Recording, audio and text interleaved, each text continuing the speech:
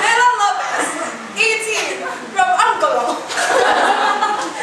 Claudette Capili, 19, Brazil. Rei Chino Pua, 21, China. Jeanky Lae Cafugauan, pambalik ko sa'yo, Malaysia! Marcelo de la Cruz, nagigaraw Cagayan. I'm Jeanky Lae Quiminiano, 21, Puerto Rico. I'm Vanessa, Ayado. 20, Mexico. Alexis Jacobo, Aiza Gay Corpuz, 20, India. and of course, Aerell Ann Centeno, 20, Philippines! Hey, come on! So now, let us proceed to the question and answer portion. May I call on candidate number 1 and the rest of the candidates? You can sit down and relax. Okay, candidate number 1, Miss Angolo. Please speak your question.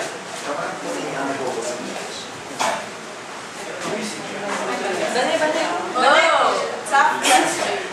Do you know how to speak in English? Excuse me. Do you know how to speak in English? Yes, I can speak in straight English and Tagalog too.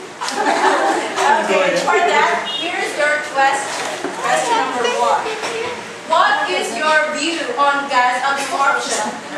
Give its definitions, principle behind, procedure, and that it undertakes. Can you repeat the question? Okay, again. What is your view on gas absorption? Give its definitions, principle behind, and procedure that it undertakes. Okay, first of all, good afternoon to all my classmates and to the judge at the back, singing her copy. Essentially, the recovery of certain gases present in gaseous mixture. So it falls under gas absorption. And furthermore,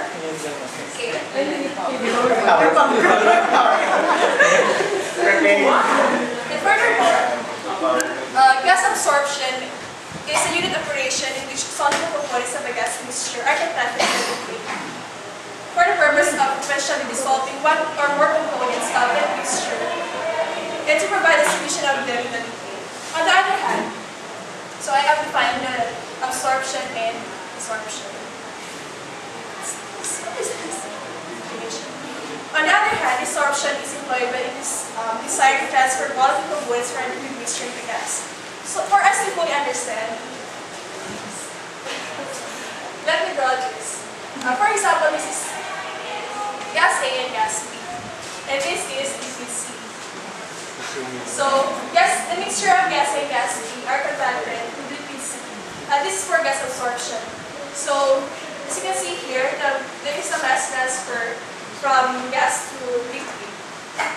On the other hand, for desorption, we have liquid A and liquid B, and gas C. And so for the desorption, liquid A and liquid B are conducted to gas C. And one of the components will be separated from the other. So in here, this is crucial for us to pick a very good solvent. Later it will be discussed by the other contestants.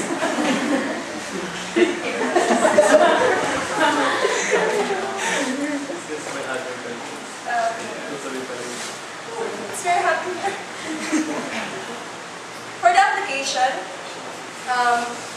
the one good example is the top tower will be discussed by Mr. Chino from China.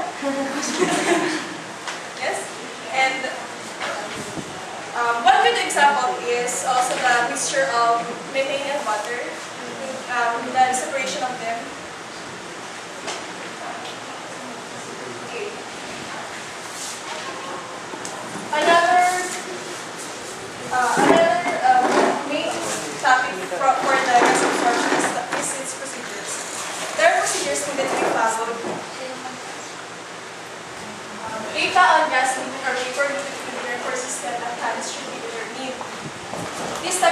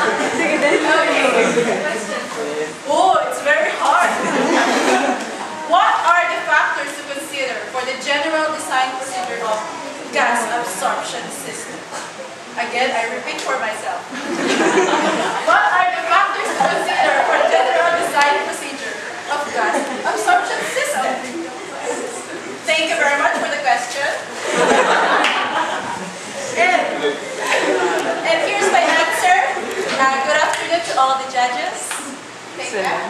Wala pa. And of course, I'm very prepared also for my answer. Here's the general design procedure of gas absorption system. Here are the factors to be considered when talking about the general design procedure.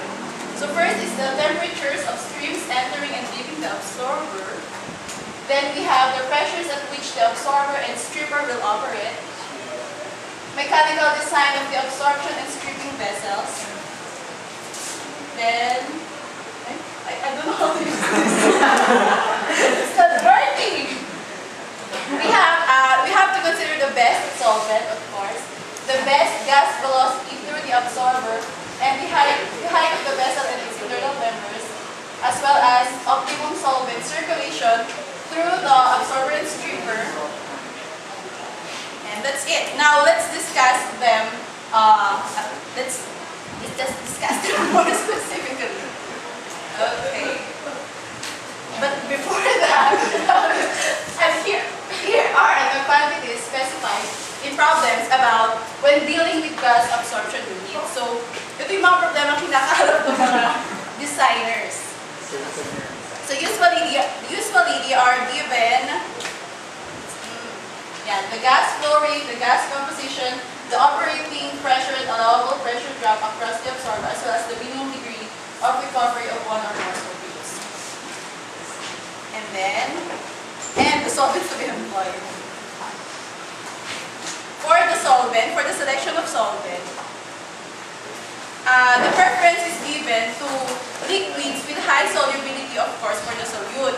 Because higher solubility, ibig sabihin, less yung solvent na kailangan natin to circulate throughout the unit. So, logical naman, no? At ito pa yung ibang characteristics ng solvent na kailangan natin piliin. So, we have dapat nga, relatively non-volatile siya, para matipid nga. And then, inexpensive, of course. Non-corrosive and stable. Non-viscous and non-foaming. Preferably non-flammable. Yan. And,